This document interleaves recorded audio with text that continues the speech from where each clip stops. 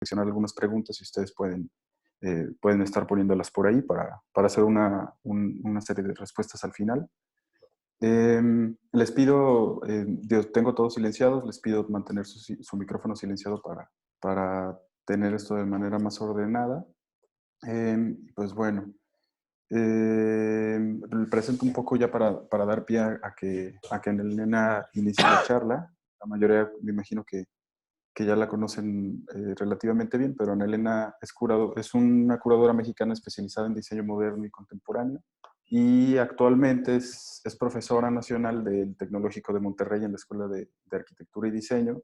Curiosamente, yo que también doy clases ahí, tuve el gusto de dar la primera clase de Ana Elena junto con ella en una modalidad remota, entonces creo que es alguien en telepresencia, que creo que es alguien que ya está como muy familiarizada desde hace algún tiempo con dar clases en línea, entonces por eso también creo que nos parece como nos parece un perfil súper adecuado para esto. Cabe mencionar que esta conferencia está siendo es organizada también por la Secretaría de Cultura Federal, además de la de Jalisco y el FONCA.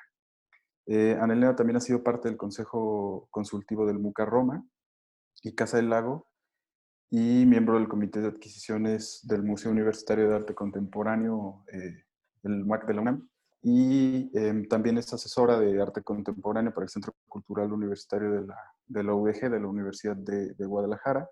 Y pues bueno, estudió licenciatura una licenciatura en literatura latinoamericana en la Universidad Iberoamericana y una maestría en historia del arte por la Facultad de Filosofía y Letras de la UNAM.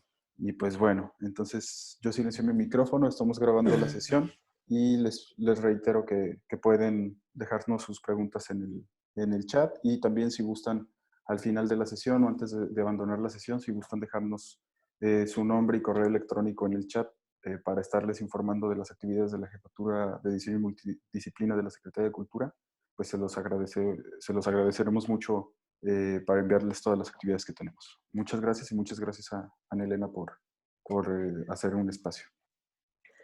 Muchas gracias, Kasim. ¿Sí se oye bien? Sí. Pues agradecer mucho a la Secretaría de Cultura de Jalisco, a Kasim, a Giovanna Jaspersen la invitación. Se supone que hoy estaba todo planeado para que yo estuviera en Guadalajara, pero bueno, la circunstancia nos hace ser flexibles. Quiero agradecer también a la Secretaría de Cultura Federal, al FONCA, que hacen posible, ¿no?, estos intercambios, al TEC de Monterrey, porque ahora sí que mi Zoom depende del TEC de Monterrey, y gracias a esta tecnología pues que nos ha traído el TEC de Monterrey, a mí me ha facilitado muchísima, no solo mi labor en el TEC, sino también poder hacer sesiones de manera remota, conferencias, talleres para otras instituciones, y un poco seguir colaborando con la vida cultural de nuestro país. Así que gracias al TEC. Pues hablando un poco con Kasim de qué es lo que debía presentar esta noche, y un poco veo ahí en los nombres en la audiencia, gente que conozco, gente que no conozco.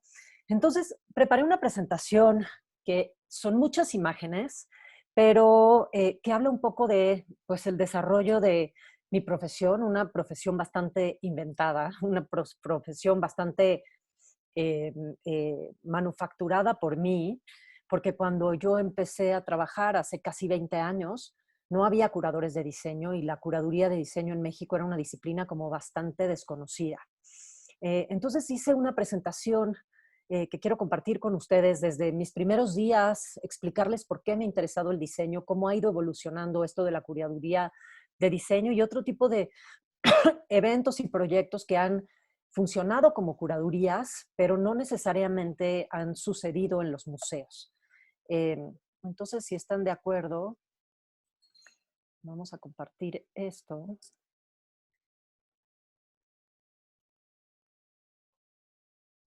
¿Lo ven? ¿Kasim, lo ves? Sí, todo en Perfecto. orden.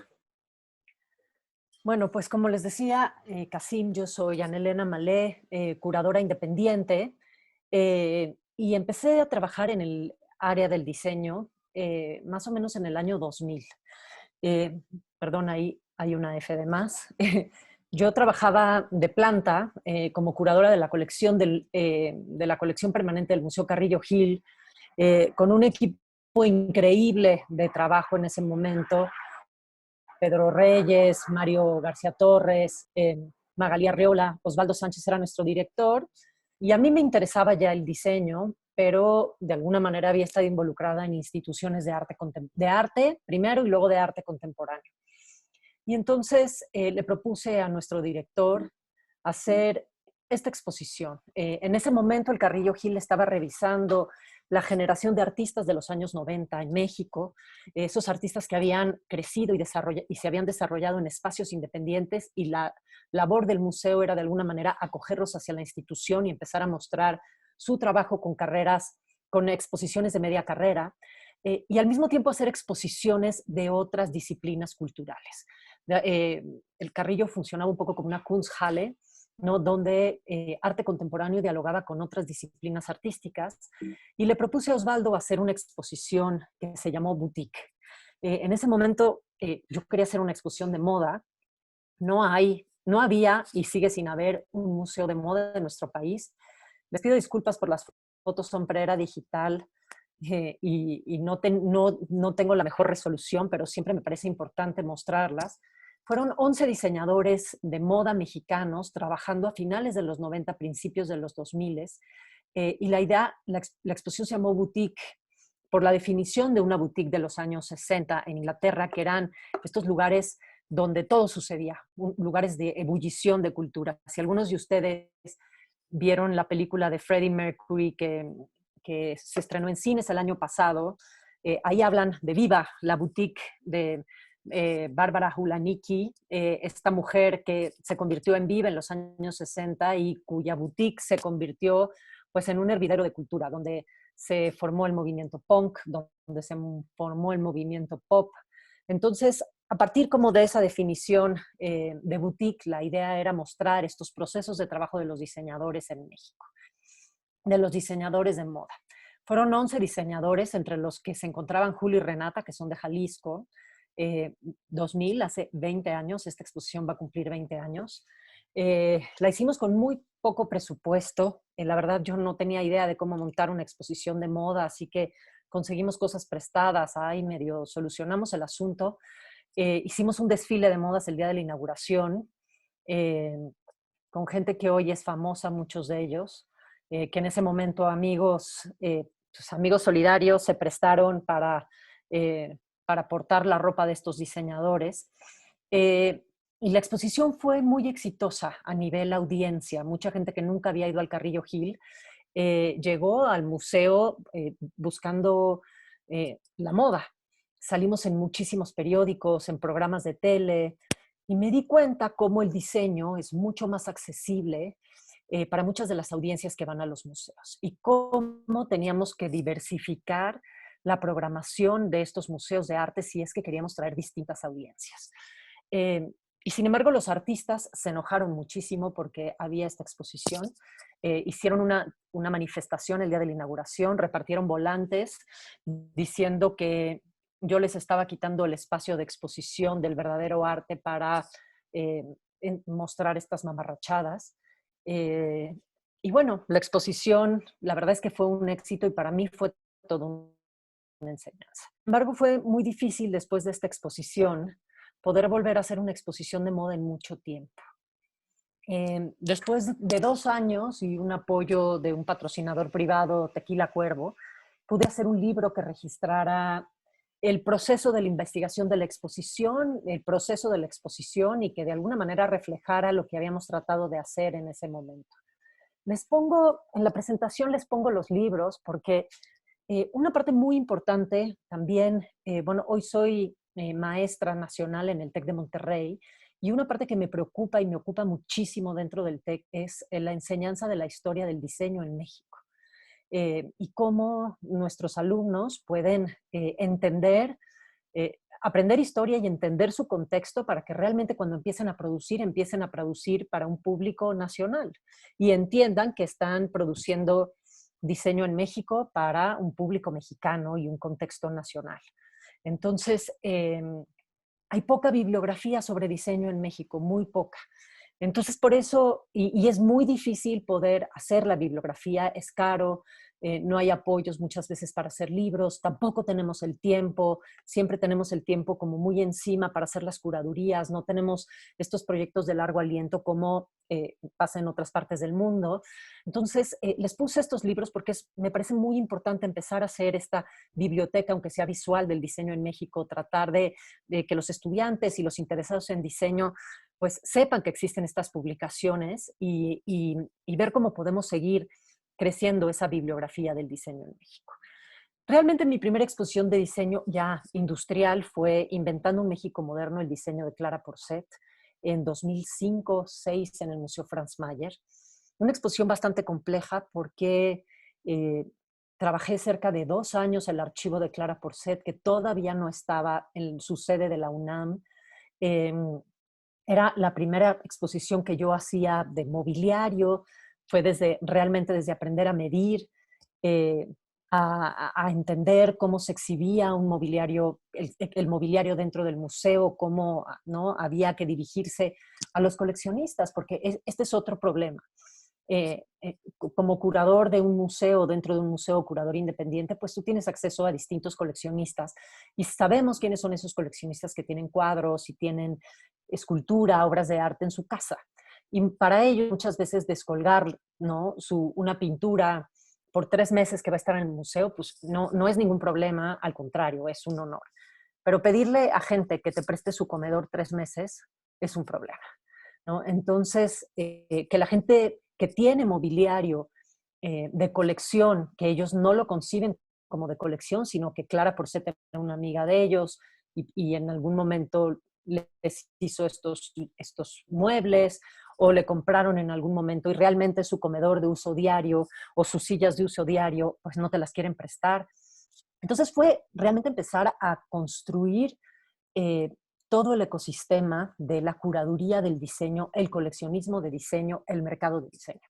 Entender que la gente que me prestaba estos muebles eran coleccionistas, que ellos mismos se asumieran como coleccionistas, que cuidaran sus piezas realmente como patrimonio y que después de la exposición pues entendieran que valen más, que son piezas, como ya les dije, patrimoniales, eh, y que a partir de la exposición iba a haber un mercado de diseño, por lo menos en La Lagunilla y en algunas de las tiendas de segunda mano, pues que tenía que manejarse con mucho cuidado, porque realmente, y aquí hablando específicamente de Clara Porcet, su producción fue bastante pequeña, hay mucha piratería de piezas de Clara Porcet, y pues había que cuidar el mercado y había que cuidar, ¿no?, el poder construir también un legado de Clara Porcet. Aquí algunas fotos de la inauguración. Desgraciadamente en ese momento no registrábamos tanto y también, entonces hay como poco registro de eso. Pero sí logramos hacer un libro con apoyo de la UNAM, eh, con Editorial Turner y la Difusión Cultural de la UNAM. Nos apoyaron a hacer un libro que hasta la fecha sigue siendo el libro referencia de Clara Porcet. Y aún así les puedo decir sin pena alguna que tiene muchas imprecisiones, ¿no? Hoy sabemos, no sé, 15 años después, sabemos muchísimo más de Clara Porcet, se ha podido revisar el archivo de una mejor manera. Hicimos una edición inglés y una edición español, que eso también es muy importante porque creo que hay una parte de entender nuestro patrimonio y que se difunda primero desde aquí y que sea ya después, ¿no?, el público norteamericano, los especialistas norteamericanos quienes puedan dar una versión. Al mismo tiempo que Clara Porcet, el Museo Franz Mayer me invitó, y sí quiero agradecer mucho a Héctor Rivero Borrell en ese momento y al Museo Franz Mayer, porque Héctor fue quien me impulsó a que siguiera el camino de la curaduría de diseño, ¿no? El día que le dije, ay, sé que van a hacer una exposición de Clara Porcet, él me dijo, no, la queremos hacer, pero no tenemos curador, anda, ven. Y a partir de ahí, la verdad es que ha sido mi camino. Pero hicimos esta exposición ahí en el Museo Franz Mayer, Import-Export de cambios e intercambios, diseño británico y mexicano. Y la idea era, el British Council traía una exposición de diseño británico, que es la parte rosa, y teníamos que hacer una respuesta de cómo el diseño británico había influido en México. Entonces, bueno, hicimos toda una selección de diseñadores que habían o estudiado en el Reino Unido o tenían clientes en el Reino Unido o habían sido publicados por revistas del Reino Unido. Eh, Podría ser la selección un poco tramposa, pero tampoco es que fuera muy fácil para muchos de los diseñadores de México estudiar en el Reino Unido, ¿no? Sí es, sin duda, a la fecha una de las mejores educaciones de diseño, pero pues no es tan accesible económicamente. Pero también fue como la primera vez de mostrar en un museo el diseño contemporáneo mexicano. Y a mí me interesaba mucho la parte de trabajar con diseñadores contemporáneos. Y empecé a trabajar la parte histórica porque pues en el momento que trabajas con los contemporáneos y quieres hacer referencias, ¿no? Cuando tú dices, ay, pues la obra de tal artista te remite a Diego Rivera y remite a la referencia tal, pues aquí no lo podía hacer porque realmente no sabíamos cuáles eran esas referencias en el diseño en México o en el diseño mexicano. Entonces me empecé a meter a la historia para poder entender y poder situar el trabajo de estos diseñadores mexicanos. Al final, pues creo que mi trabajo, el trabajo histórico ha consumido un poco más mi práctica, pero sigo muy interesada y muy activa en trabajar con diseñadores contemporáneos y ahora lo verán, aunque sea de otras maneras, no necesariamente en exposiciones. Para esta exposición pudimos hacer un librito pequeñito que todavía se consigue ahí en el Museo Franz Mayer, que se llamó Import-Export de Cambios e Intercambios y que registró las dos partes de la exposición. Hice una selección de exposiciones porque, bueno, tenía como 400 imágenes que les iba a mostrar y creo que no nos iba a alcanzar el tiempo. Pero después de haber hecho esa exposición boutique, la verdad es que yo tenía muchas ganas de volver a hacer una exposición de moda. Y cada año la proponía un museo distinto y nadie quería aventarse el tiro. La verdad es que me decían, no, la moda es muy problemática, la gente no nos van a criticar, no hay, es muy caro exponer moda. Y en 2009 la Casa del Lago me hizo una invitación increíble porque me dijo, queremos trabajar contigo, eh, haz la exposición que quieras. Y se me ocurrió, la verdad es que yo tenía muchas ganas de trabajar también la parte histórica de moda. Esta exposición Rosa Mexicano, Moda e Identidad, la mirada de dos generaciones, que mostraba por una parte el trabajo de Ramón Valdiosera, uno de los padres de la moda en México, un personaje que entendió perfectamente qué estaba pasando después de la revolución y adaptó el proyecto nacionalista estatal, el nacionalista de cultura, a la moda. Y tenía un archivo increíble, tenía casi 90 años en ese momento, y pude un año trabajar con él, revisar su archivo, entender su trabajo, su proceso, y exhibirlo, exhibir y hablar un poco de que en México hubo un momento en que la moda también fue utilizada como estandarte nacional, como parte de la identidad nacional. Y Ramón Valdiosera, padre, la exposición se llama Rosa Mexicano porque fue padre del Rosa Mexicano. En 49 él va al Waldorf Astoria de Nueva York a presentar una colección y toda la colección era color rosa mexicano. En ese momento se llamaba color bugambilia.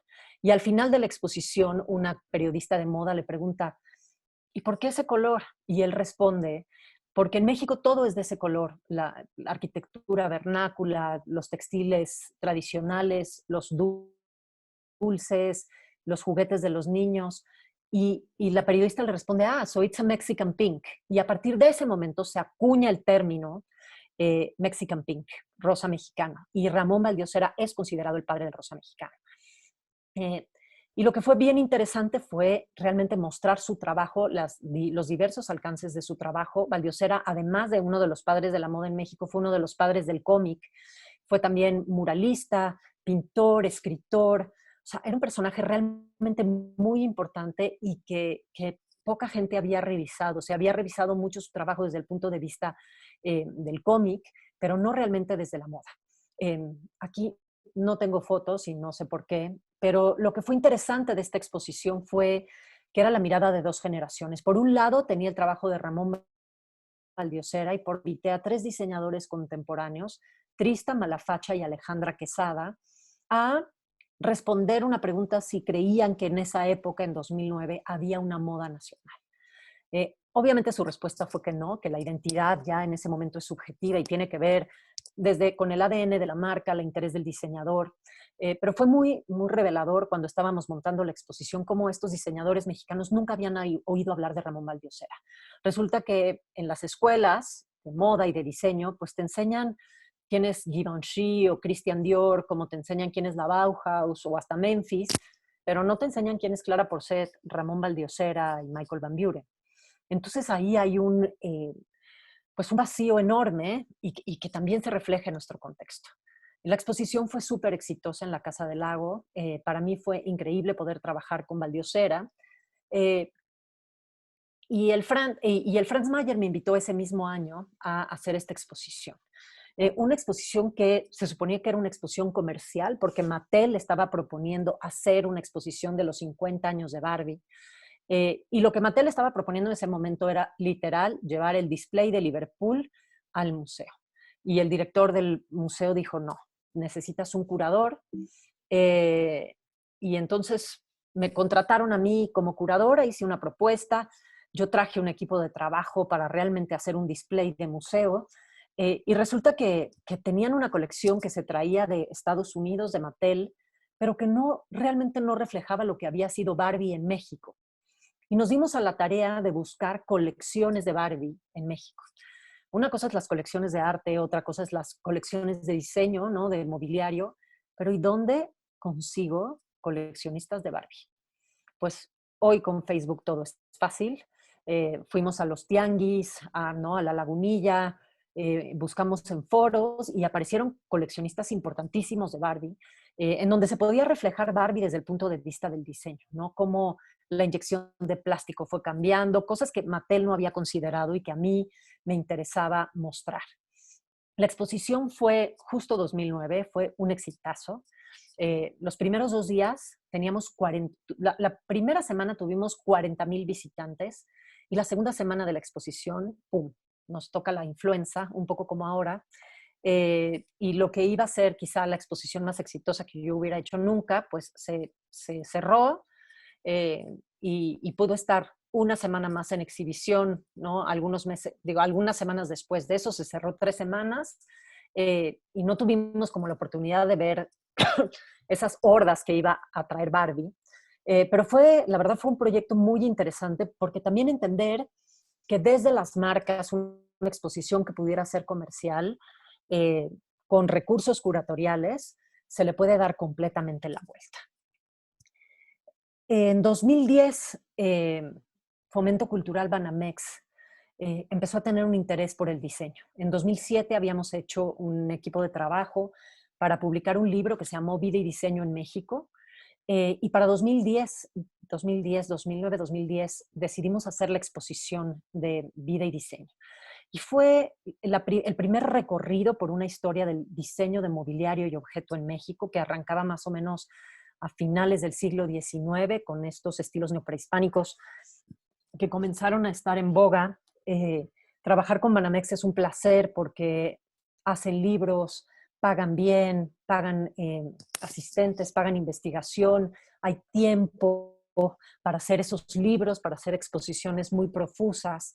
Entonces pudimos traer piezas no solo de la Ciudad de México, sino de distintas partes del país e incluso de Estados Unidos para mostrar. Y fue como la primera vez que hubo realmente un panorama, ¿no? Y muchos de los nombres de estos diseñadores que trabajaron en el siglo XX en México salieron a la luz. Pudimos hacer, ¿no?, utilizar este tipo de recursos museográficos, estos como dioramas o period rooms, aquí una casa de Barragán, traer piezas como este coche, que es un coche producido, diseño alemán, pero producido en México en los años 60.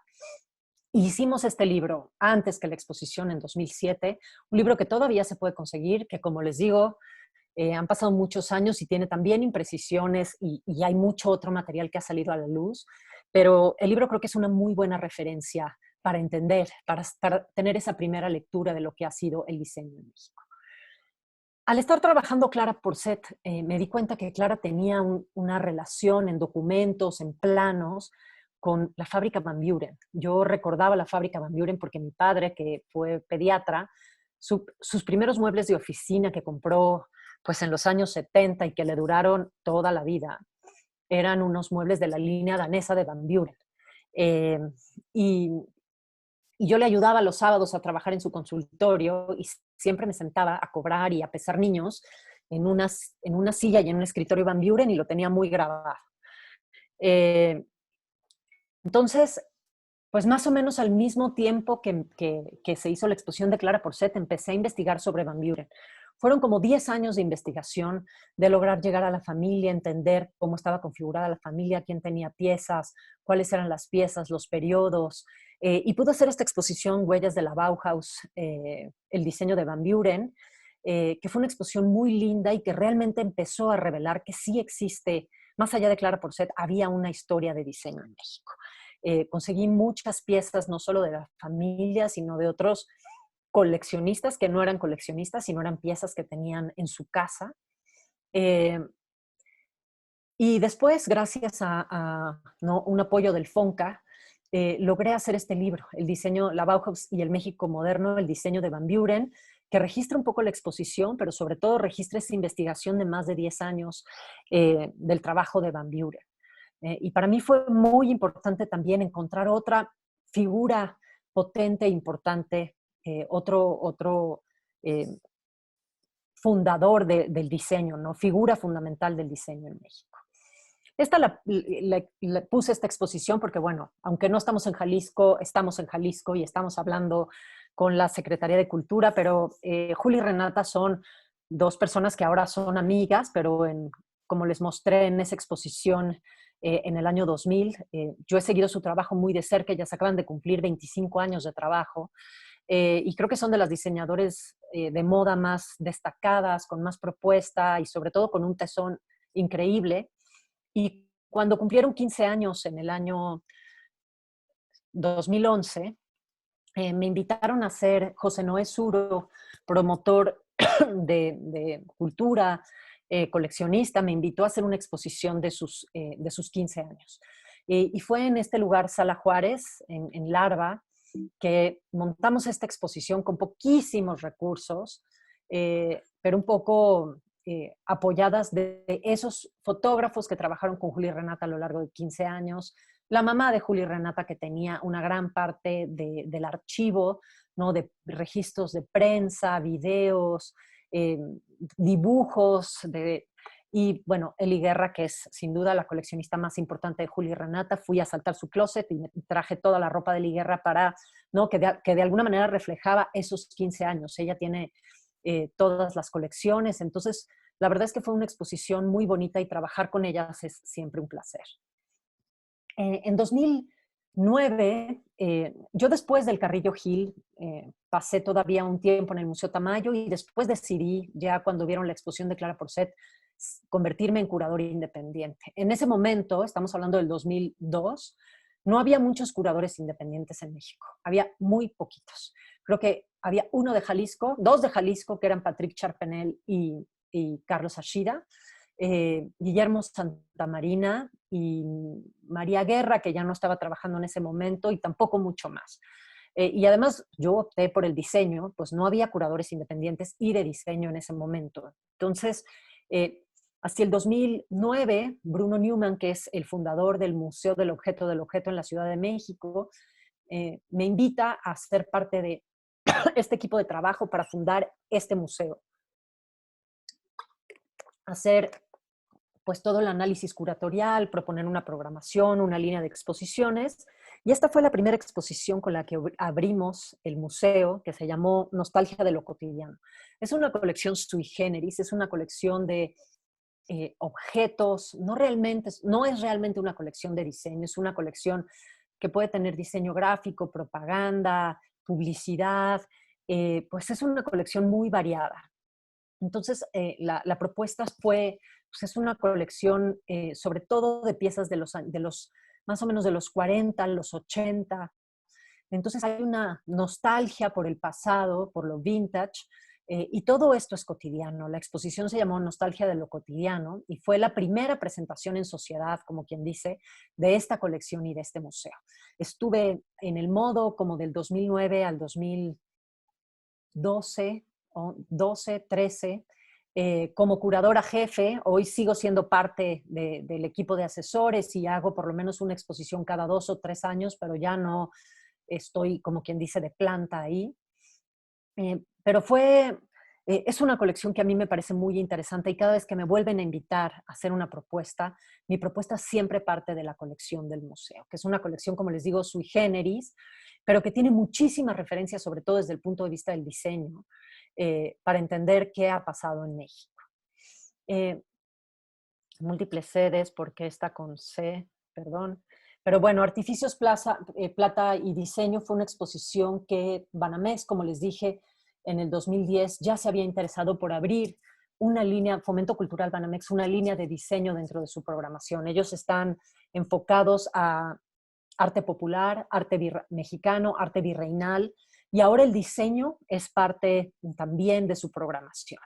Trabajamos, he hecho equipo con Juan Coronel Rivera, con quien hice también la exposición de vida y diseño en México, y Artificios trabajamos 2 años, y la idea surgió cuando estábamos montando vida y diseño. Nos dimos cuenta que había todo un mundo de diseño en plata, ¿no? La plata ha sido muy importante en México, ha sido material, ha sido moneda, ha sido mercancía, y se ha revisado desde la historia del arte desde esos 3 puntos de vista, pero no se había revisado desde el diseño. Y hicimos una exposición que tuvo la misma periodicidad de vida y diseño. Empezó más o menos a finales del siglo XIX hasta, en ese momento era el 2012. Este es el montaje en Banamex, en Fomento Cultural Banamex, en el Palacio de Iturbide, pero después viajamos la exposición y la exposición estuvo en el Museo Amparo en Puebla y en Casa, en el Centro de las Artes de San Agustín en Etla. La verdad es que fue una exposición muy bonita, pudimos hacer un libro importante y revelar a muchos de estos diseñadores, no solamente los diseñadores tasqueños, porque en algún momento pensamos que Tasco es, pues sí es el enclave de la plata, pero hay en otros muchos lugares donde también se ha trabajado la plata desde el punto de vista del diseño. Hicimos este libro que salió en 2015, ¿no? Nos tardamos, la exposición fue 2012, 2013 y en 2015 publicamos el libro. Pero bueno, estos libros de Banamex tienen muchas fotografías, ¿no? Tenemos tiempo para escribir, para editar el libro, y es algo que todavía se consigue. En 2015, con Alejandro Hernández Galvez, que es el editor de Arquine, nos invitaron a curar a cada uno una exposición, él de arquitectura y yo de diseño en Monterrey. Y dijimos, ¿por qué no hacemos, si trabajamos muy bien juntos y la idea es dialogar, ¿por qué no nos juntamos y hacemos una exposición de diseño y arquitectura? Y propusimos esta exposición, estuvimos trabajando como 1 año y medio, yendo a Monterrey a revisar estudios, archivos, y fue Regional Casos y Cosas de Monterrey, un poco una revisión de los últimos 10 años, 12 años de arquitectura y diseño en Monterrey. Una escena súper importante, una escena muy destacada, sobre todo en la parte de diseño gráfico y branding, como dicen ahora. Pero encontramos casos súper interesantes de diseño y arquitectura. La exposición estuvo en Nave Generadores. Aquí, desgraciadamente, no pudimos hacer un libro. Y luego, bueno, hubo quien nos criticó porque dijeron, pues, ¿por qué estos 2 chilangos vienen a revisar la escena de Monterrey y a decirnos qué ha pasado y cómo ha sucedido? Y tienen toda la razón. Pero a partir de que hicimos esta exposición han pasado 5 años y ningún regio ni nadie local se ha dado la tarea de revisar su propia escena y lo que ha pasado entonces. Y esto lo digo porque muchas veces la gente cuestiona, ay, ¿por qué la gente de fuera tiene que venir a decirnos lo que hacer?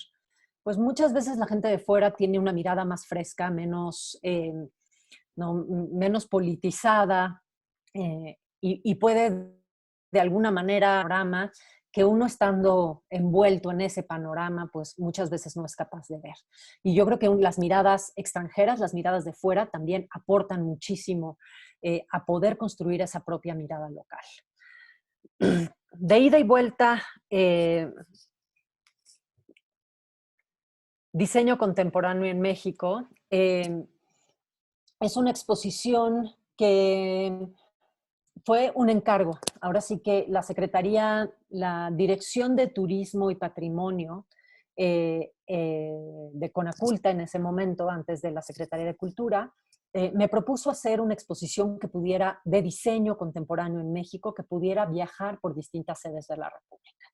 Pues era un reto porque había desde planear la exposición, desde la curaduría hasta, ¿no?, la planeación museográfica tenía que ser desmontable y fácil, ¿no?, de montar en distintas sedes, hacerse chica y hacerse grande, depende del espacio que teníamos. Y la verdad es que presentamos esta exposición, viajó cerca de 2 años, se presentó como en 4 o 5 sedes, ahorita que recuerde, aquí estuvo en el CENART, en el Centro Nacional de las Artes, se presentó en Culiacán, se presentó en Centro Clavijero en Morelia, en Ciudad Juárez, en Tijuana. La verdad es que de alguna manera reflejaba la escena contemporánea del diseño, ¿no? Esta idea se llamaba de ida y vuelta porque era esta idea de la práctica colaborativa, como diseñadores estaban trabajando con artesanos y artesanos con diseñadores y el conocimiento va de ida y vuelta. Eh, y pudimos hacer pues ahora sí que una selección bastante amplia de diseñadores de distintas partes de la República y viajar la exposición, que muchas veces uno trabaja mucho tiempo, el tiempo que hay invertido para producir una exposición, para curar una exposición es enorme. Y muchas veces solamente las exposiciones se presentan 3 meses en un museo y no hay libro, entonces tienen una vida, ¿no?, bastante corta. Y esta exposición, como les digo, viajó casi 2 años, lo cual es complicado también porque pues es hacer los préstamos, algunas piezas se dañaron, no muchas, la verdad, pero fue como muy interesante poder ver las miradas de distintos estados hacia lo que estaba sucediendo en el diseño. Y también decirles que hasta ese momento no es que hubiera muchas exposiciones de diseño en el país. Como saben, a la fecha no tenemos un museo de diseño. Entonces, eso dificulta también el crear una cultura de diseño, ¿no? Hoy hay más museos abiertos a hacer exposiciones de diseños, pero en estos momentos era complicado. En 2015, Héctor Esraue, le propusimos a Héctor Esraue hacer una suerte de exposición de media carrera que se presentara en el Museo Franz Mayer. Y trabajé con Héctor y su equipo en esta exposición que se llama Materia Prima, que de alguna manera lo que intentaba era revelar estos procesos de trabajo de Héctor Esraue. La exposición, como les digo, estuvo en el Museo Franz Mayer, tampoco la pudimos viajar y un poquito después de la exposición, Héctor publicó un libro con Arquine acerca de pues, ese trabajo de media carrera. Maquetas, dibujos, render, procesos, eh, materiales. La idea un poco al hacer exposiciones de diseño es no solamente mostrar el material terminado, sino creo que una parte interesante es entender cómo trabajan esos diseñadores, ¿no? Silla Mexicana, Diseño e Identidad fue una exposición que hice en Museo Franz Mayer en 2016 con motivo del 30 aniversario del museo. Y la verdad es que la exposición surgió un poco como un reto. Eh, como 10 años antes se había inaugurado en el Museo Franz Mayer una exposición que se llamaba 100% diseño español y eran 100 lámparas, 100 sillas y 100 carteles de diseño español. Y el día de la inauguración, un arquitecto muy famoso, mexicano, dice, qué pena que en México, qué maravilla de exposición, qué pena que en México no podamos juntar ni 10 sillas importantes. ¿Cómo? A mí le dije, pero eso lo único que revela es muchísima ignorancia de uno de los grandes arquitectos de este país. Y digo, si él cree que no hay sillas, pues ¿qué esperaremos de los estudiantes? Y me di a la tarea de juntar más de 100 sillas. Entonces hicimos esta exposición que se llamó Silla Mexicana y la idea fue hacer una suerte de línea del tiempo desde 1900, la silla que ven con una florecita de color verde, pues es la silla es una silla Art Nouveau de la Casa Requena, que es una casa que estaba justo atrás del Museo Franz Mayer y fue la primera casa completamente Art Nouveau a finales del siglo XIX. Y así un poco ir revelando cada uno de los autores. El criterio eran sillas de diseñadores mexicanos, arquitectos mexicanos y destacadas empresas de mobiliario mexicano. Entonces llegamos hasta hoy. La verdad es que para la exposición juntamos más de 160 sillas. Y después tuve la posibilidad de publicar con Arquine un libro donde crecimos incluso esa selección y llegamos casi a 180 sillas. Entonces, finalmente pude desdecir a ese arquitecto famoso y decirle, pues en México resulta que sí hay más de 100 sillas destacadas, importantes, originales y que tienen que ver con la cultura de este país. En 2016 volví a trabajar con Fomento Cultural Banamex. Para mí fue muy importante porque Boutique fue en 2000, en 2009 Rosa Mexicano, y yo siempre había querido hacer una exposición exhaustiva sobre la historia de la moda en México. Realmente hacer una exposición de 100 años de moda en México. Y ningún museo me la quería comprar. Me decían, no, la moda es muy problemática, la moda es banal, no hay historia de la moda en México. Y finalmente, con esta mancuerna que he hecho con Juan Coronel Rivera, pues logramos llegar a un punto medio entre la moda y la tradición. Y fue mostrar realmente desde 1940 hasta 2016 la moda en México, pero la contextualizamos con cuadros, cine, pintura, dibujos de artistas que reflejaban de alguna manera el momento artístico o retratos con, por ejemplo, Silvia Pinal en el retrato de Diego Rivera con su traje diseñado por Tao Izzo. Fueron casi 3 años de investigación. Aquí está el cuadro de Silvia Pinal que les decía, y encontramos en el closet de Silvia Pinal, después de mucho buscarle, el vestido con el que había posado para ese retrato de Diego Rivera, que era de un diseñador que se llamaba Tao Izzo. Fueron casi 3 años de investigación, muy complicado porque si en cuestiones de mobiliario objeto les digo que era difícil hacerlos entender a los dueños que eran coleccionistas, pues en ropa mucho menos. Toda esta ropa no era de colección, había sido utilizada, había mucha pues que estaba en muy mal estado y no la podíamos exhibir.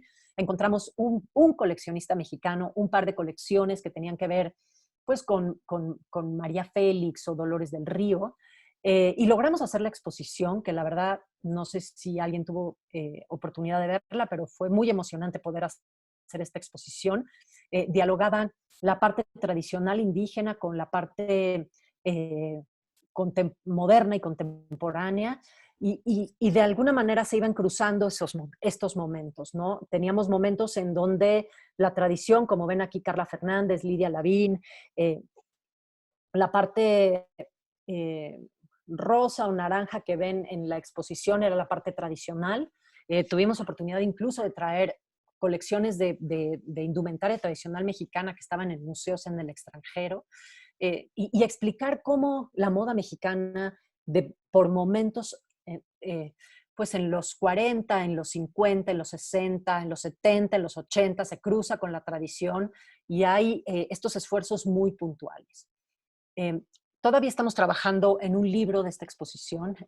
Espero ahora con esta contingencia poder terminar el texto que yo debo y he atrasado tanto tiempo, porque sí es muy importante poder tener, este libro va a ser tan importante como vida y diseño, de alguna manera la primera vez que todos estos nombres salgan a la luz, todos estos personajes que nos prestaron vestidos, hoy se dan cuenta que son coleccionistas y que sus piezas valen.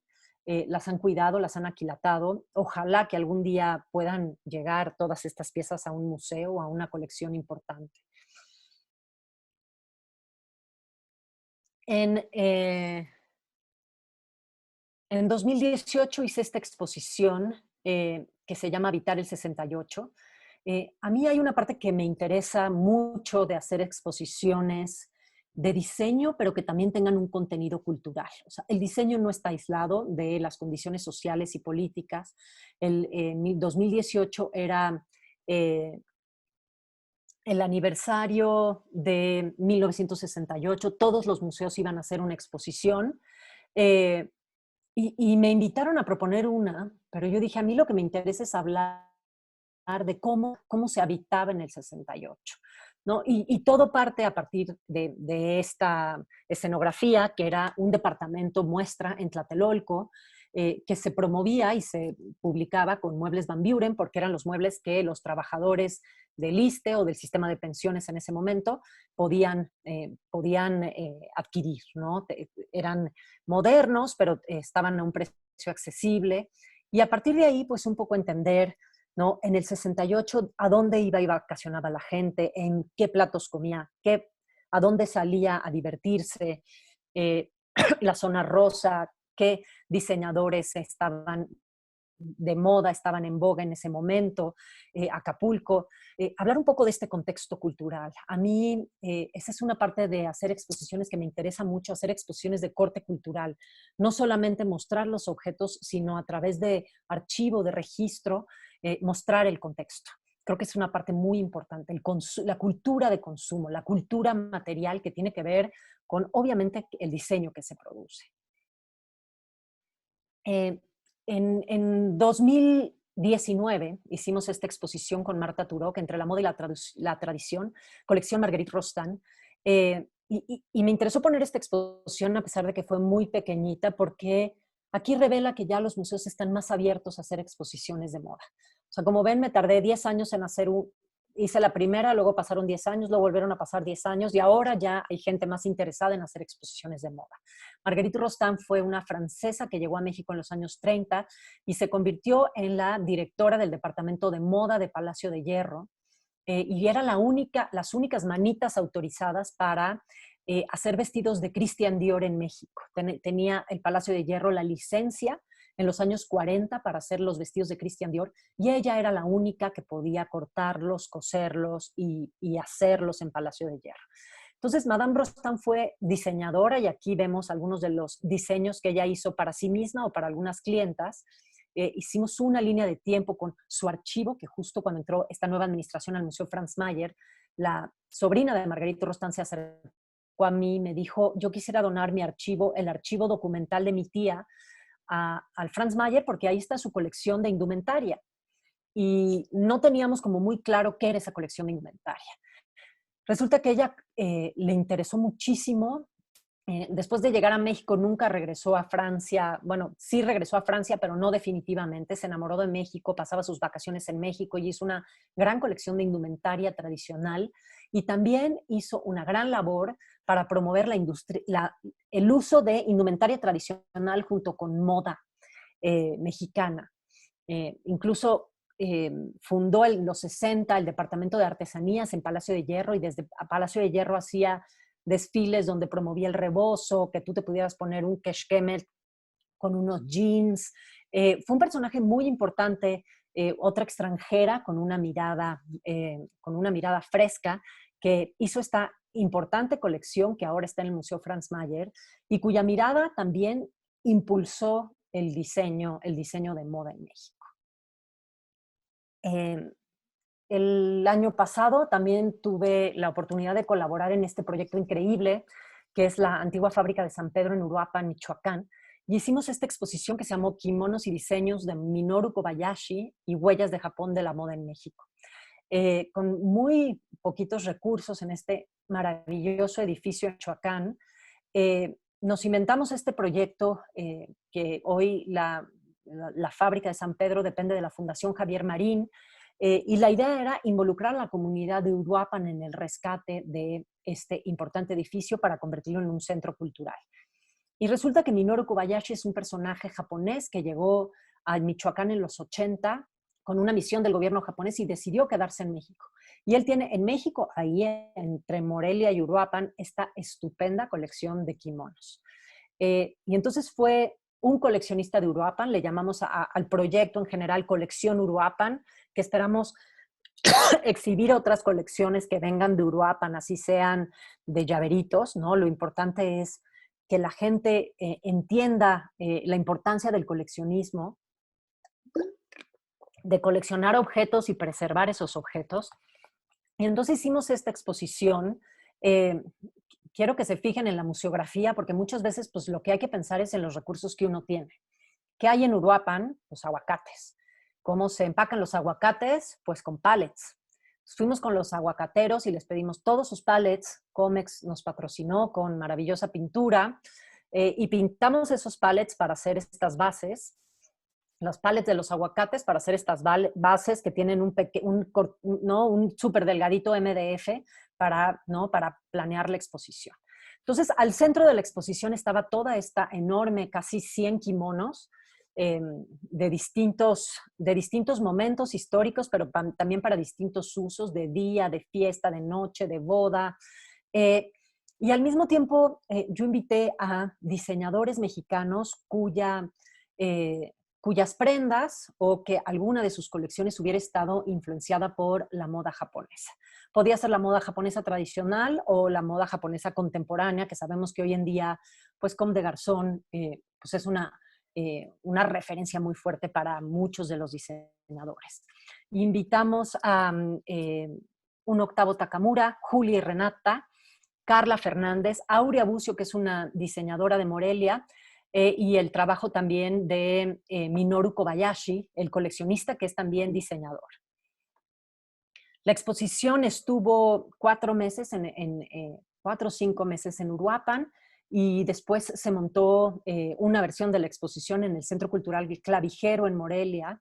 Y esto me interesaba mostrárselos porque creo que es bien importante que salgamos de la Ciudad de México y tratemos de hacer estas revisiones en otros espacios, aún si tenemos pocos recursos, aún si no tenemos las condiciones eh, eh, de clima, de aire acondicionado, de iluminación correctas, pues creo que hay que estar abiertos a la creatividad para poder llevar estas propuestas.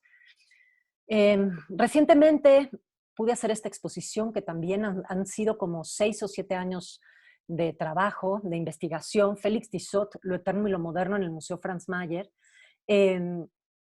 Félix Tissot es un ceramista francés que llegó a Tasco en los años 50 y estableció ahí un importante centro cerámico, inspirado, bueno, al principio trabajó en California en los años 30, ahí aprendió a hacer cerámica, y cuando llega a Tasco, realmente se transforma su práctica al conocer a los artesanos de la montaña de Guerrero, de la zona de Ameyaltepec y de Xalitla, esos artesanos que hacían de la zona del Balsas, que hacían los dibujos en los papeles a mate, y a partir de ahí se transforma su práctica, su colección, ¿no? Esto es lo que él ve, en lo que él se inspira,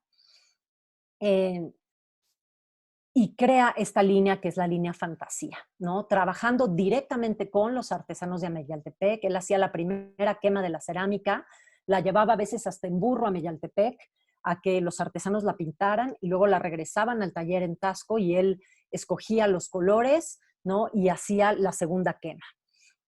Y esta línea fantasía se convirtió en un producto de exportación. Fue otra vez en los años 60 esta vuelta hacia lo neomexicano, a entender, ¿no?, que necesitábamos, ya es una visión muy distinta del arte popular en los 30, ya es cómo este arte en la vida diaria, como decía Clara Porcet, ¿no?, este diseño, este diseño que tiene cortes nacionalistas, que habla de lo local, de lo que sucede en el territorio, cómo lo llevamos a los hogares modernos. Y fue, la verdad, una muy bonita exposición. Justo antes de empezar esta charla le decía a Kasim que estamos por terminar el libro y le hablaba de la posibilidad de que pudiéramos hacer en esta modalidad una presentación del libro para comentarles a ustedes y enseñárselos. Y estamos incluso pensando ahora en esta época de crisis, pues que a lo mejor tendríamos que hacer una versión digital de este libro para poder difundirlo, porque pues no sabemos cuánto tiempo nos va a durar esta modalidad digital. Esta es la línea fantasía que les estaba mencionando. Fue una exposición muy pequeñita que pude hacer gracias a EFIARTES, estos apoyos del gobierno federal y Hacienda, y la Secretaría de Cultura y Hacienda, que es un rollo porque tienes que meter 800 papeles, carpetas, reportes, pero la verdad fue súper enriquecedor. No hubiera podido hacer esta exposición de otra manera. Y fue muy interesante porque trabajé con la hija de Tissot muchos años. Ella tenía una amplia colección, pero al mismo tiempo pude echar mano, si ven a lo que sería a mi derecha,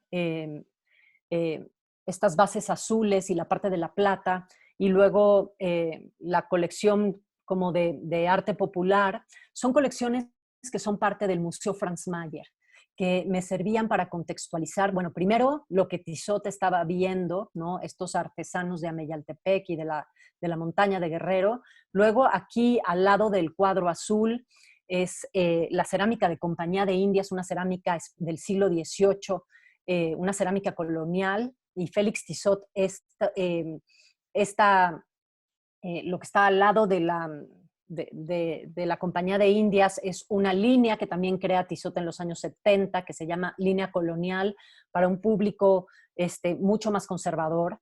Pero esas colecciones estaban así como en el Museo Franz Mayer, así como la colección de William Spratling, que fue un personaje muy importante también para el desarrollo de Tissot y el desarrollo de Tasco. Entonces, estas otras colecciones sirvieron para contextualizar y para que se pudiera entender en la sala de exposiciones el trabajo de Tissot.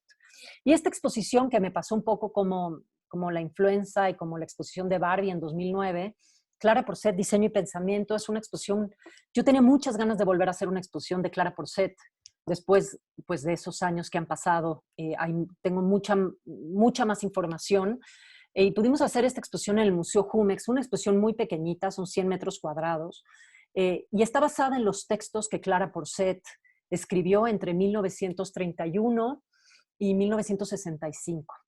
Seleccioné como 6 o 7 textos,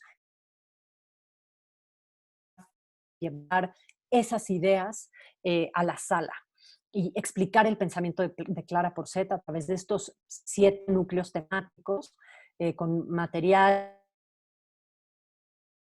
vernáculo, piezas de distintas colecciones, como la colección del Instituto Nacional de Pueblos Indígenas, coleccionistas de Porcet, del archivo, del archivo propio de Clara Porcet. Desgraciadamente, pues por esta crisis que estamos viviendo, la exposición tuvo que cerrar.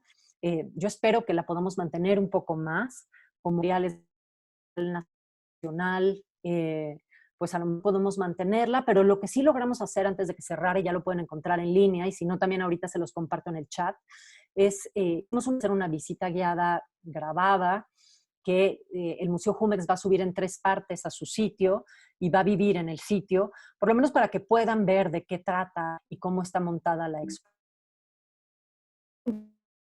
Trabajando con Alias, la editorial del artista Damián Ortega, en una edición de los textos publicados y no publicados de Clara Porcet, que espero que podamos sacar también en los próximos meses. Y será la primera vez que los textos de Clara Porcet juntos salgan a la luz, ¿no? La mayor parte de esos textos fueron publicados, pero hay una serie de conferencias que ella dio en Cuba en los años, a principios de los 40, que sacamos del archivo y estamos editando para que el público tenga acceso a este pensamiento importante de Clara Porcet.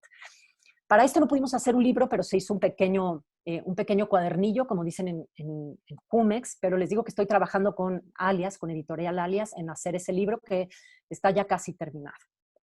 Una parte de mi práctica ha sido asesorías para exposiciones en el extranjero, exposiciones con contenidos mexicanos, trabajar como asesora de estos curadores que quieren en grandes museos promover el diseño mexicano. Y esta exposición fue el año pasado, In a Cloud, In a Wall, In a Chair, Six Modernists in Mexico at Mid-Century. Clara Porcet, Cynthia Sargent, Lola Álvarez Bravo, Sheila Hicks, Ruth Asawa y Annie Alberts. Fueron estas 6 mujeres que vivieron y trabajaron en México. Estas son las fotos en el Art Institute. La verdad es que trabajar con el Art Institute fue una exposición pequeñita, pero bueno, viajar las piezas, empacar piezas, transportar piezas a Estados Unidos es caro y tardado. El Art Institute tiene esas posibilidades, además de que trabajé cerca de 2 años con Zoe Ryan. Ella hizo como 10 o 12 viajes a México, hacer investigación, visitar colecciones, buscar piezas, entender, ¿no?, estas relaciones con todas estas mujeres. Y la verdad fue una experiencia increíble. De alguna manera es funcionar como guía de estos curadores que vienen a México, guiarlos en la dirección correcta, explicarles quiénes son los coleccionistas, pero también quién es el personaje, cómo son las relaciones de, ¿no?, estos personajes, cómo México influye en la producción de cada uno de estos personajes. La exposición tuvo mucho éxito, digo, porque además pues estamos en pleno movimiento Me Too, 6 mujeres en 6 mujeres extranjeras que trabajaron en México, esta discusión colonial, neocolonial, postcolonial, pues también era importante en ese momento. Y la verdad creo que para mí fue una experiencia muy importante. Se pudo hacer este libro que se llamó In a Cloud, in a Wall, in a Chair, igual, con ensayos de distintos especialistas revisando cada uno de estos personajes. El libro lo diseñó Estudio Herrera, Maricris Herrera aquí en México. La museografía es de Leticia Pardo, que también es una mexicana trabajando en el Art Institute. Entonces eran 6 mujeres, pero también un equipo de mujeres en una institución pues muy masculina. Creo que fue un proyecto como bastante importante.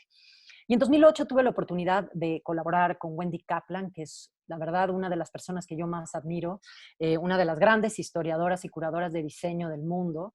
Esta exposición que se llamó Founding Translation Design en México, en California, entre 1915 y 1980, fueron 3 años y medio de investigación, también de hacer ellas muchos viajes a México, yo muchos viajes a California, para entender estas relaciones entre México y California, de estilos, de diseños, de personajes. La exposición se hizo en el marco de PST, Pacific Standard Times, una suerte de festival enorme que organiza la Fundación Getty y que da becas a los museos para poder hacer este tipo de investigaciones. Y pudimos publicar este libro, que lo pueden conseguir en Amazon y que la verdad es una referencia, porque hay muchísima información que nunca había visto la luz, ¿no? Estas relaciones entre México y California, que son muy potentes, están ahí reflejadas. En 2014 asesoré también, junto con otro equipo de latinoamericanos, esta exposición New Territories, Laboratories for Design, Craft and Art in Latin America, que se presentó en el MAD, y después tuvo una versión aquí en el Museo Amparo, con diseñadores de toda Latinoamérica, y fue también como, ¿no?, la presentación en sociedad del diseño latinoamericano contemporáneo en Nueva York. Y fue muy importante, por ejemplo, esta pieza que ven aquí es de Colectivo 1050 y Liliana Ovalle. La compró el museo, la adquirió el museo, el MAC, el Museum of Arts and Design, para su colección permanente. Entonces, este tipo de exposiciones y asesorías sirven para que los diseñadores se queden en el trabajo de los diseñadores se quede en esas colecciones.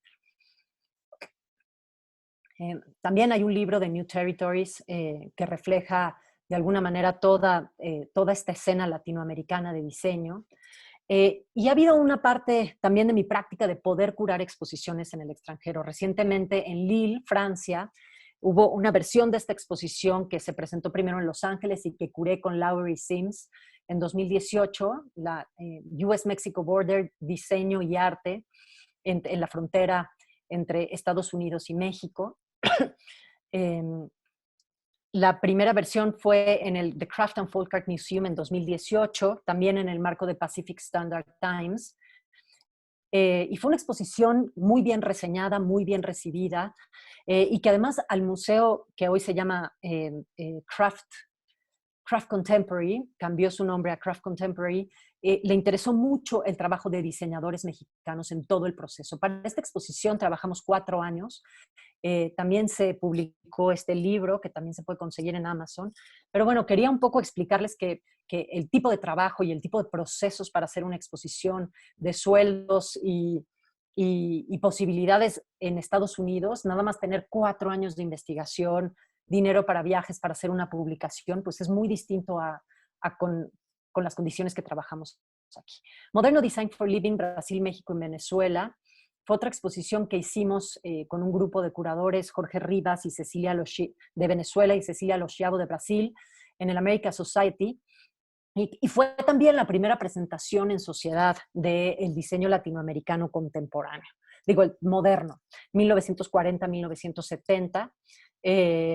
No había todavía ese boom por Lina Bobardi que hay hoy, pero presentamos, ¿no? La idea fue presentar de manera paralela estos 3 países y cómo cómo el diseño en estos 3 países tenía similitudes. Y logramos hacer un libro que también se puede conseguir, la verdad, donde trabajamos mucho en hacer estos ensayos, que no fueran ensayos que cada especialista escribiera solo sobre su país, sino que realmente hiciéramos una investigación para tratar de entender cómo el diseño venezolano en ese momento se equiparaba a la parte mexicana y al brasileño, Entonces creo que fue un ejercicio muy interesante también desde el punto de vista curatorial. Esta exposición que hice en 2010 en el Centro Cultural de México en Washington fue el detonador de muchas cosas. Se llamó Rethinking Tradition, Contemporary Design in México. Y la idea era hacer una revisión de lo que estaba pasando en ese momento, hace 10 años, ¿no? Cómo diseñadores mexicanos estaban repensando la tradición, trabajando con técnicas artesanales o con artesanos, o retomando formas tradicionales o formas prehispánicas para proponer diseños contemporáneos. Pero no hubo un libro de esta exposición, pero fue muy interesante y muy emocionante porque la gente, los curadores y la gente de la tienda del Museo de Arte Moderno de Nueva York, de MoMA, vio esta exposición y dijo, ay, ¿cómo que existe diseño contemporáneo en México? Y me invitaron en 2012 a hacer un proyecto que se llamó Destination México, la tienda del MoMA. En ese momento, la tienda del MoMA dota al museo casi de 3/4 de su presupuesto anual. La tienda del MoMA vende 150 millones de dólares al año. No nada más es una tienda, son 3 tiendas en Nueva York, pero además se han convertido en distribuidores para otras tiendas de museo y tienen franquicias en Japón, tiendas en línea. Entonces, para diferenciarse de otras tiendas, ellos inventaron este proyecto que se llamaba Destination. Y ellos llegaban a un país o a una ciudad, la gente de la tienda, y le vendía al país o a la ciudad, ¿no? Por una módica cantidad, el proyecto. Y el proyecto, el país financiaba una parte y la tienda de MoMA financiaba otra parte. Trabajaba con un curador o una institución de ese país, seleccionaba hasta 100 diseñadores, 150 productos, hasta 80, 100 diseñadores, muchos de esos con la posibilidad de quedarse como proveedores de MoMA, y me invitaron a hacer este proyecto. Trabajamos 2 años seleccionando diseñadores y al final hicimos la inauguración, hicimos la exposición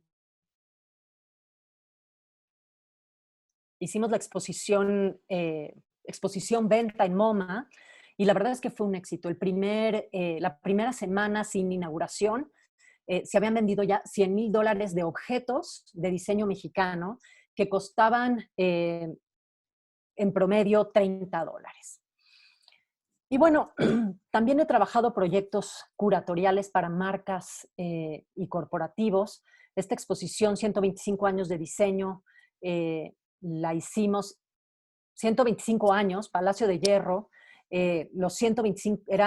Palacio de Hierro cumplía 125 años, y me invitaron a mí como curadora junto con Rodrigo Flores, un coleccionista y que también trabaja en Palacio de Hierro y lleva el archivo histórico, y a Héctor Esraue e Ignacio Cadena a hacer la museografía.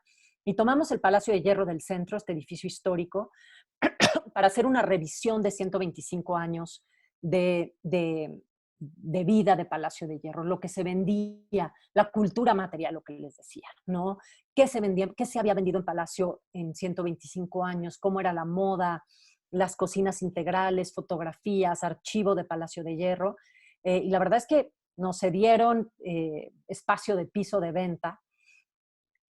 Y al mismo tiempo que estábamos haciendo esto, pues hay cosas en las que me he metido que no tienen mucho que ver con mi labor curatorial, sino más como de promoción, pero que creía que en ese momento había que hacerlas. Después de la experiencia de la tienda de MoMA, me acerqué a Palacio de Hierro y a proponerles que en lugar de que hicieran esa feria de vamos a Tailandia y compramos todas las cosas de Tailandia y luego las ponemos en el piso y las vendemos, ¿por qué no hacemos algo de diseño mexicano?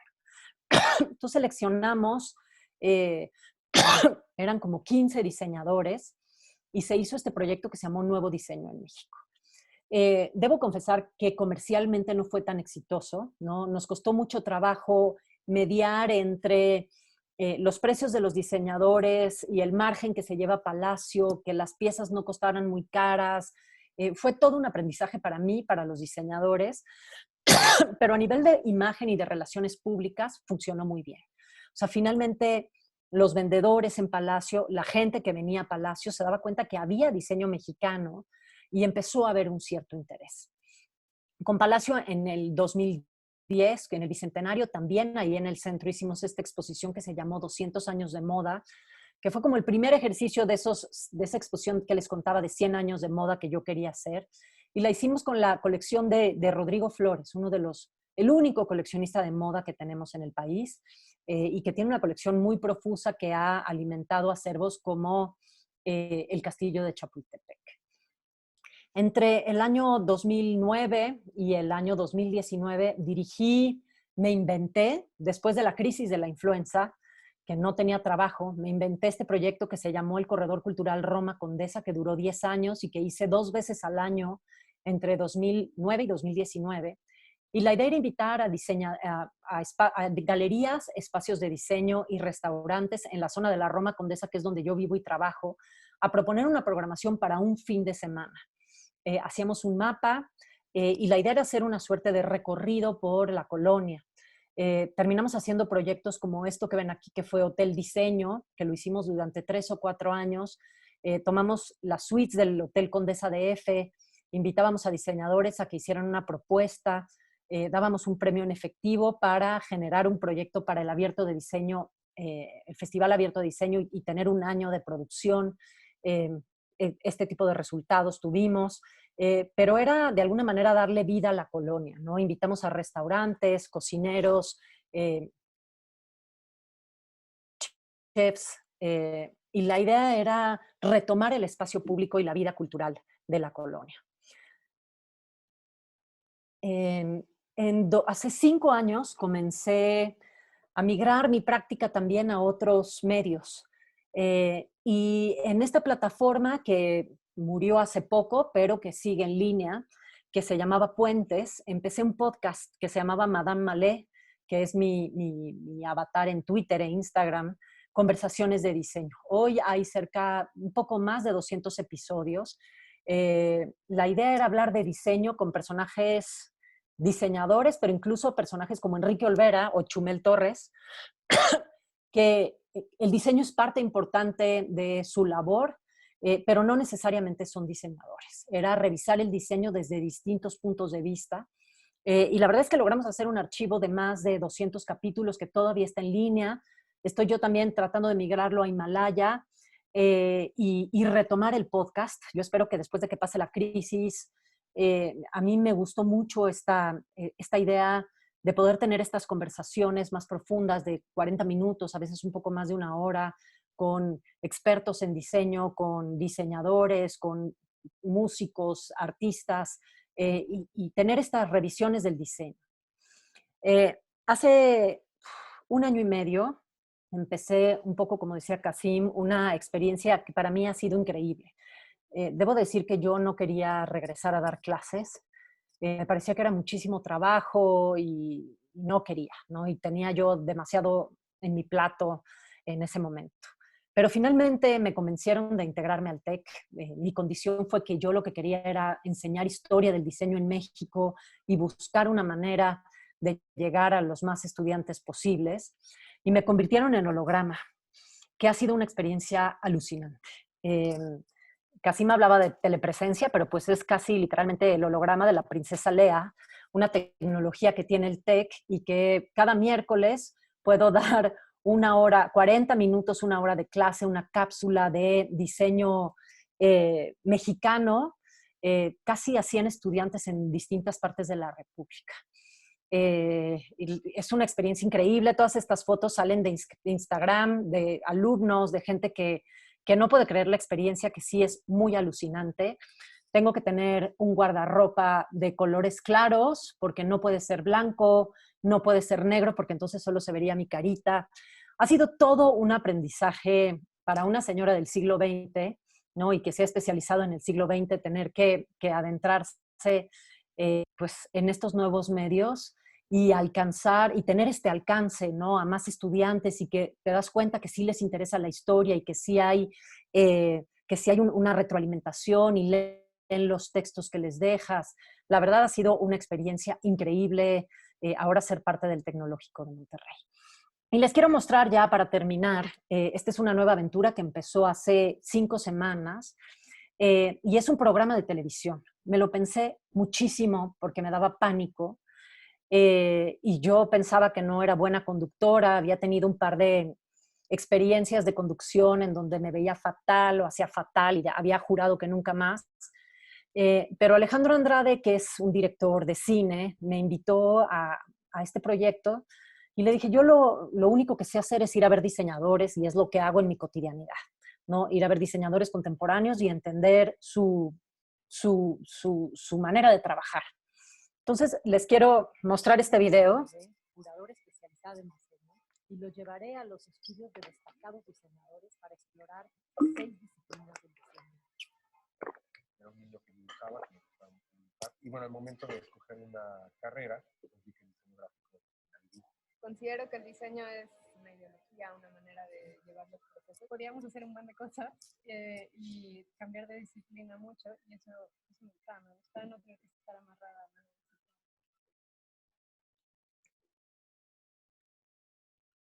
Pues ese es el teaser, el primer promocional de esta serie, que son 6 capítulos, que empezaron hace justamente 5 semanas, todos los lunes, se estrena a las 9:30 de la noche.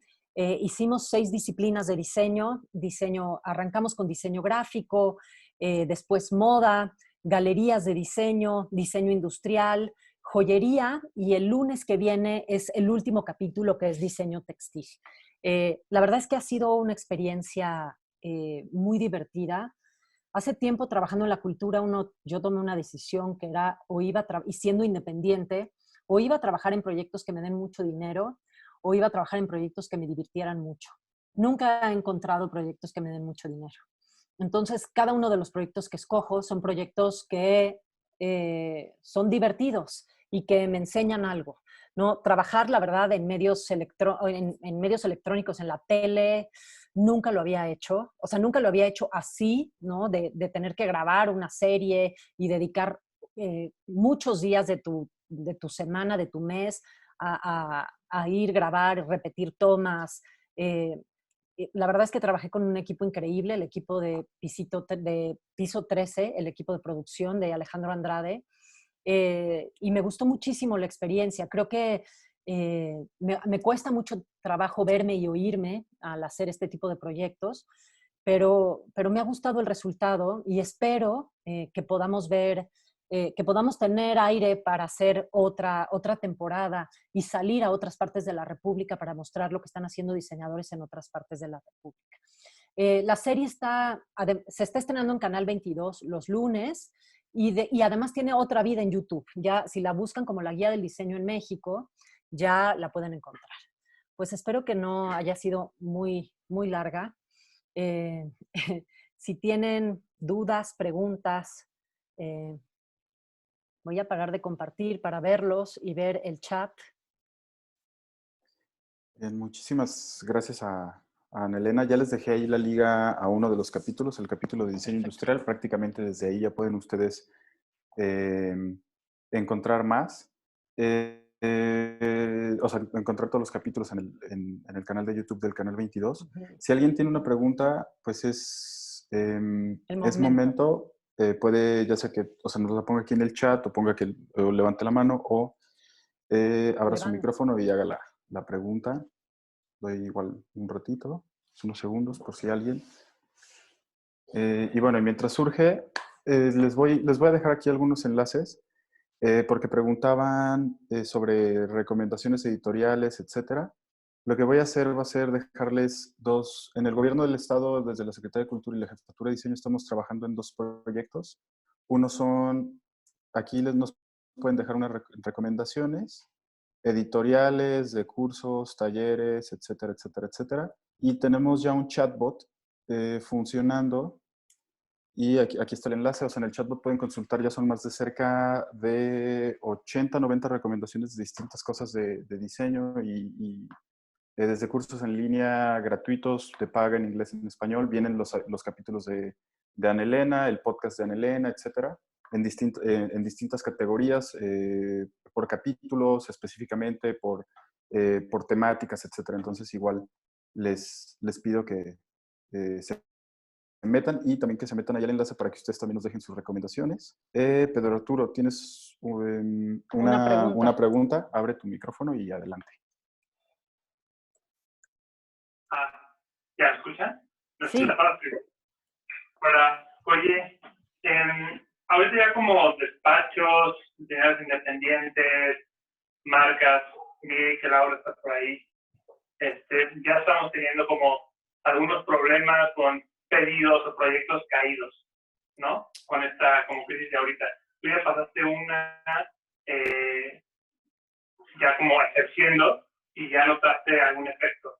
Dicen que esta crisis es muy diferente, pero ¿cómo crees tú o qué crees tú que vaya a pasar con todos estos proyectos y despachos que se pararon de repente? ¿Cuánto tiempo crees tú? Digo, es difícil preguntar esto, ¿no? Pero ¿cuánto tiempo crees tú que tome en recuperarse o qué tiene que pasar para recuperarse? En general, ¿cómo qué ajustes crees tú que habrá como para que el diseño en México, invertido en el tema de servicios, de proveer servicios y pues marcas con productos, vuelva como a agarrar tracción? Hola, Pedro Arturo. Justo, y si Casim lo busca mientras yo les respondo, justo escribí en Código esta semana un artículo sobre la crisis. Digo, yo quería escribir sobre la marcha de las mujeres, que fue una experiencia increíble poder compartir con colegas diseñadoras, músicas, haber ido a la marcha y desde el punto de vista del diseño, pero pues se atravesó esta crisis. Híjole, a mí me tocó, como les dije, la crisis de la influenza, y a partir de ahí se me ocurrió inventar ese proyecto que me mantuvo por 10 años y que mantuvo un equipo de trabajo y que hizo un colectivo en la Condesa y la Roma increíble, que juntos nos levantamos, que gracias a ese proyecto juntos nos levantamos no solo de la influenza, sino del temblor. Para mí esas dos crisis que cambiaron mucho de la manera como trabajamos y de lo que hacemos y cómo vivimos fueron muy importantes a nivel de enseñanza. Esta es muy distinta porque realmente no sabemos qué va a pasar, ¿no? Con un temblor ya habíamos tenido la experiencia del 85, con la influenza, pues al final fueron 3 semanas difíciles y luego ya salimos a nuestra casa, ¿no? Regresamos a nuestra vida cotidiana, a pesar de que había perdido la exposición de Barbie. Yo creo que el diseño va a ser muy importante para esta nueva etapa que nos plantea el mundo, la vida. El diseño de servicios, el diseño de información, el diseño de... no sé si han visto que hay un movimiento nacional con una asociación ahí de makers, que ahorita no me acuerdo cómo se llama, que están imprimiendo respiradores, porque pues hay 5,000 respiradores para la cantidad de, ¿no? de millones de habitantes que somos, y la crisis se va a poner cañona. Yo sí creo, de verdad, que es tiempo del diseño. O sea, vamos a tener que rediseñar nuestras vidas, y son los diseñadores los que van a poder ver cuáles son esas nuevas necesidades que tenemos que satisfacer. A lo mejor ya no va a haber el iPhone cada año, ¿saben? O sea, no sé qué va a pasar, pero sí creo que cualquier equipo de trabajo que se conforme ahora no va a estar completo si no hay un diseñador que proponga soluciones desde el punto de vista del diseño. O sea, creo que va a ser muy importante que los diseñadores alcen la voz, que los diseñadores realmente empiecen a trabajar a pasos agigantados en este momento. O sea, creo que realmente vamos a tener que rediseñar nuestro futuro. O sea, nada de como lo conocíamos va a volver a ser igual. O sea, no quiero ser pesimista. Es la realidad, es lo que es. No va a volver a ser igual. Desde cosas tan sencillas como pues no va a haber pasta italiana en mucho tiempo, porque Italia está en crisis, aquí están paradas las exportaciones e importaciones, y en el súper pues ya hay desabasto. En mucho tiempo no vamos a volver a comer una pasta italiana importada desde Italia. Y así, va a haber muchas importaciones, objetos y productos y servicios que en este mundo global estábamos muy acostumbrados a tener a la mano y ahora no los vamos a tener. Digo, eso es, ¿no?, lo más banal y sencillo en lo que he podido pensar. ¿Cómo vamos a satisfacer esas necesidades? Pues los diseñadores van a tener que inventar, a lo mejor nos damos cuenta que realmente no eran necesidades y que puedo comer otras cosas, que no sea la pasta italiana, ¿no? Pero, o ponerme la crema francesa. pero sin duda voy a tener que recurrir a algo, ¿no? Y creo que, sinceramente creo que es el momento de los diseñadores. O sea, ha habido, siempre preguntamos, ¿para qué sirve el diseño? ¿No? La gente no contrata a los diseñadores porque dice, ay, pues si tengo ahí un Inge que lo puede hacer, pues ¿para qué voy a contratar a un diseñador? Creo que realmente este va a ser el momento para explicarle, no explicarle, demostrarle a la gente para qué sirve el diseño. No sé cuánto va a durar, ahora lo hablaba con Kasim, si vamos a terminar estos libros en los que estoy trabajando, el de Alias y el de Tissot, los presentamos de manera digital, qué vamos a hacer, cómo, ¿no? Cómo vamos a pensar en este universo digital y en esta soledad digital que también estamos viviendo, ¿no? No sé cuánto va a durar. Lo que sí sé es que es tiempo del diseño y que la única manera de levantarnos de eso va a ser de manera colectiva. Entonces, digo, son dos cosas para pensar, Pedro Arturo, y creo que sí es tiempo del diseño. Les dejé el enlace, les dejé el enlace que menciona Ana Elena también ahí a su texto en la revista Código, también está aquí en todo el chat. ¿Hay alguna otra pregunta?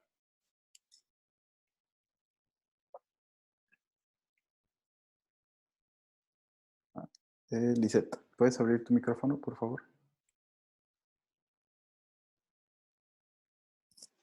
Listo. ¿Sí me escuchan? Sí, hola. Ok, hola. Mi pregunta va acerca de la educación de diseño en México. En mi caso estoy estudiando arquitectura en el TEC. Uh-huh. Entonces, justo en alguno de los episodios del podcast que mencionaste, hay una conversación interesante con Fabián Capello, Ajá. en donde mencionan cómo debería estar más relacionado el diseño industrial y la arquitectura, que lo resume muy bien con la frase de pesa lo mismo una silla que una puerta, o un muro, ya si nos vamos a algo más específico. Uh-huh.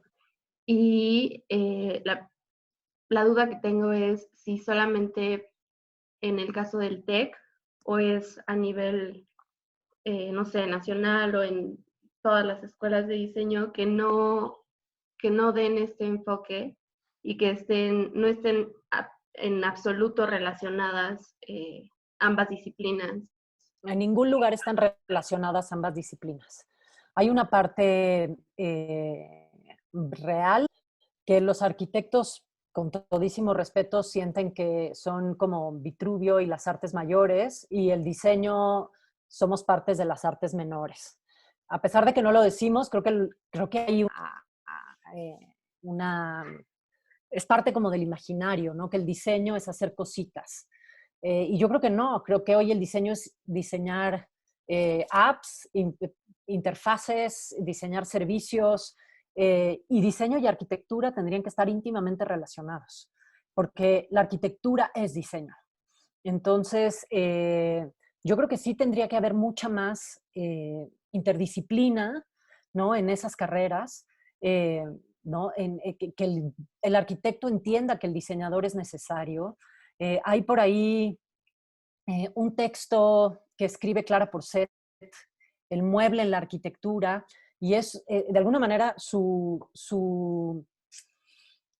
visión de la integración plástica que fue este movimiento artístico que hubo en el país entre los años 40 y los años 70, ¿no? De arquitectos trabajando con artistas, no para decorar sus edificios, sino para crear una obra de arte total. Un poco lo que sucedió en la UNAM, ¿no? En CEU, en el campus de CEU. Y Clara Porcet hace una propuesta de un diseño viviente, de cómo el mobiliario se tiene que integrar a la arquitectura tal y como se integra la pintura y la escultura en la integración plástica, ¿no? Entonces, ahí en esos años, en los años 40, 50, había desde una diseñadora una preocupación porque la arquitectura es diseño y cómo el diseño de mobiliario tiene que integrarse a la arquitectura. O sea, yo creo que es fundamental que los arquitectos bajen un poco del pedestal y se interesen realmente por el diseño, porque al final hacer arquitectura es diseñar espacios, diseñar formas de vida. Y yo creo que sí sería muy importante que hubiera esos diálogos, ¿no?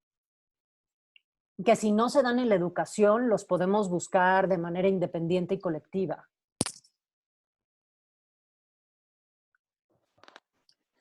Bien. Si alguien tiene una pregunta, creo que podemos hacer una más. Si no, pues ustedes dicen. Ingrid, por favor. Hola, ¿me escuchan? Sí. Gracias. Yo quisiera saber, bueno, yo acabo de saber que eras de las primeras curadoras de diseño en México. Quiero saber si existía como alguna fuente de inspiración que tú hayas tomado de alguna parte, o si fue un ejercicio que fuiste, pues, tú misma como ejerciendo a lo largo de los años, y qué tropiezos ha habido a lo largo del tiempo y cómo has aprendido de ellos. Una parte de mi quehacer fue trabajar con otros curadores, no de diseño, pero curadores que se dedicaran a la cultura material, como Alfonso Morales o Osvaldo Sánchez, Olivier Debrois, y aprender un poco de su forma de hacer las cosas y su manera de pensar. Obviamente me interesó muchísimo seguir el trabajo de personajes, como les decía, como Wendy Kaplan, que es la curadora del LACMA, que además fue curadora del MFA en Boston, de otro museo en Escocia, que es alguien que lleva haciendo curaduría de diseño, libros, exposiciones profusas y profundas. Paola Antonelli de MoMA es obviamente también una fuente de inspiración, una referencia absoluta. Lo mismo que Juliet Kinich de MoMA, la curadora de arte, de diseño moderno de MoMA. Había gente afuera cuya labor y cuya manera de trabajar obviamente empezaron a ser una referencia. Pero es muy difícil tratar de copiar modelos extranjeros cuando aquí trabajamos casi siempre en la prisa y la precariedad. Entonces fue un poco, les decía yo al principio, pues que fue un poco ir inventando mi práctica y entendiendo que estaba trabajando en un país, ¿no? Pues con recursos limitados, ¿no? Con tiempos limitados, donde no existe todavía donde estamos apenas en construcción de una cultura de diseño y había que convencer desde directores hasta directores de museo, hasta curadores de los museos, de que esta ropita o estas tacitas tendrían que ser parte, ¿no? de su programa de exposiciones, y las ropitas y las tacitas tenían una razón de ser y eran importantes desde el punto de vista de la identidad, de la cultura material. Tropiezos muchísimos, proyectos cancelados, uno sí y otro también, siendo independiente. Digo, hoy por hoy estoy con ustedes y mi ilusión y mi trabajo es el TEC de Monterrey, y los otros proyectos que tenía para este año, adiós, se cancelaron. Entonces estoy muy preocupada y ocupada en ver cómo estoy transformando, ¿no? mis clases a este modelo flexible digital, como se llama en el TEC, y entendiendo este nuevo reto que me parece que nos da la vida una oportunidad increíble, increíble para poder comunicarnos, ¿no? Hoy estamos hasta hace rato había más de 25 personas conectadas y estoy viendo gente que está en distintas partes del mundo, ¿no? Me parece que es una oportunidad increíble que vamos a tener estos próximos meses de hacer eso, pero yo tenía 2 exposiciones este año que creo que no van a suceder. No sé si se van a posponer o se van a cancelar. Hay que inventar cosas, ¿no? Inventar cosas. Ojalá y podamos hacer otra temporada de la serie de televisión, que pudiéramos ir a Guadalajara, Monterrey, Oaxaca, a ver el trabajo de diseñadores que están haciendo allá. Tropiezos muchísimos, muchísimos. Pero creo que también es una profesión muy noble y está llena de oportunidades. Y hay una parte, como vieron en mi trabajo, que sí ha sido inventarme esas oportunidades, que ir a proponerle a Palacio de Hierro el proyecto, pues hay que ir a proponérselo. Así como que no las tengo aquí, pero así como hice para Palacio de Hierro, ya le armé a Liverpool su museo de Liverpool aquí en Santa Fe, en su corporativo, y les he hecho un par de exposiciones sobre la historia de Liverpool, lo que se vendía, quién diseñó las tiendas, fábricas de Francia. Hicimos una exposición de fábricas de Francia que además se originó en Guadalajara, con archivos de Guadalajara. Pues pues la verdad es que es un poco ir inventando la práctica y tratar pues de buscar estas oportunidades de trabajo, ¿no? Vale, muchas gracias. Gracias. Bien, pues a nombre de la secretaria de Cultura, Giovanna Jaspersen, y el gobierno de Jalisco, le quiero dar las gracias a Ana Elena por su tiempo y disposición. Les voy a dejar también en el chat mi correo. Mi nombre es Casim Vera y soy jefe de diseño y multidisciplina en la Secretaría de Cultura de Jalisco. Por si me quieren mandar un correo y meterlos a nuestra base de datos para seguirlos manteniendo informados. Y pues bueno, muchísimas gracias, Ana, y a todos desearles que estén muy bien, que se mantengan en casa, que estén sanos, y pues nos vemos pronto. Gracias, Casim. Yo de verdad quiero agradecer mucho a la Jefatura de Diseño y Multidisciplina estas oportunidades, que las sigamos haciendo, que inventemos estas cosas de seguir conectados. A Giovanna Jaspersen por tener la visión de hacer una jefatura de diseño que me parece que es fundamental y que solamente está en Jalisco, no hay otro estado que la tiene. Y que si tienen la posibilidad, se queden en casa, porque solo así vamos a poder salir de esta crisis, ¿no? Hay muchísimos contenidos en línea, oigan podcast, hay muchísimas lecturas, ahí tienen mi correo si necesitan recomendaciones, si tienen dudas, pues estaré encantada de poder, ¿no? De poder ser parte de llevar este encierro mucho más leve. Muchas gracias a todos. Gracias por Gracias su a todos tiempo. y a todos. Buenas noches. Gracias.